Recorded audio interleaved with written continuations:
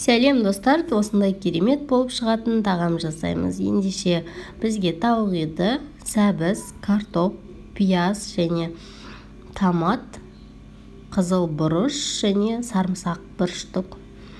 Енді барлығын көбіктеп турап болған соң бізге қазанымызға майды қыздыртып тауық етін салып қуырып аламыз.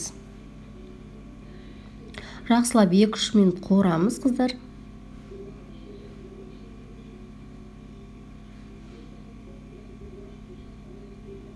Жақсылап қуырылып болды дегеннен кейін барып, пиязымызды салып және 2-3 минут тағы да қуырып аламыз. Жан жағын түсіреміз, қыздар.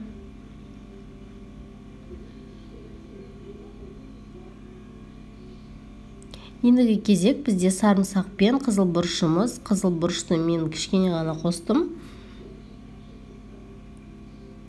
Жақсылап қуырамыз.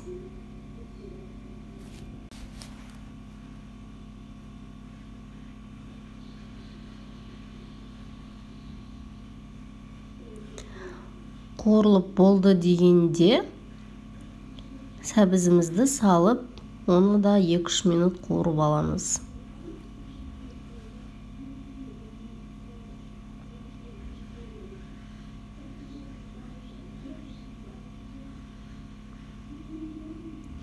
Ендігі кезек, қыздар, бізде картоп.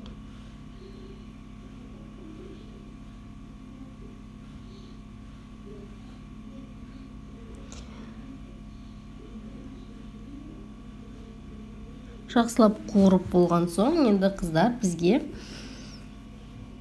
дәмдеуіш. Қалауларыңыз бойынша қалаған дәмдеуіштеріңізді қоссаңыздар болады. Енді кесек тұз.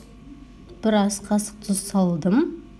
Және 1 ас қасық томатымызды салып, жақсылап қуырып аламын.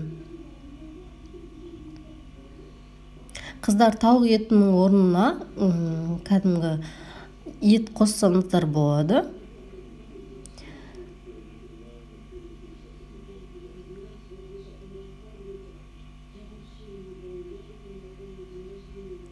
Дәл осылай қуырылып болған соң су құямыз, қыздар.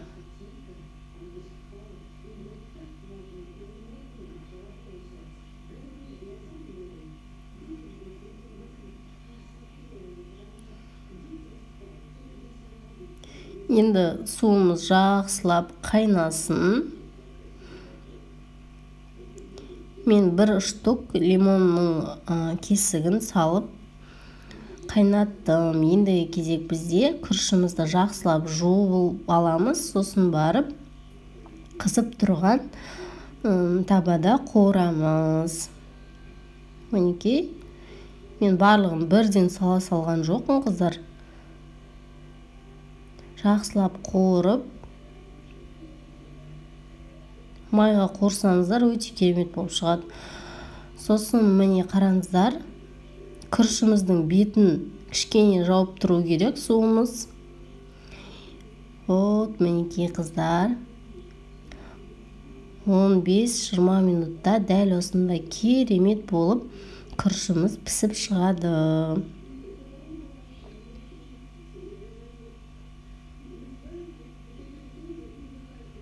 Қараңыздар, қалай күшті болып шыққан.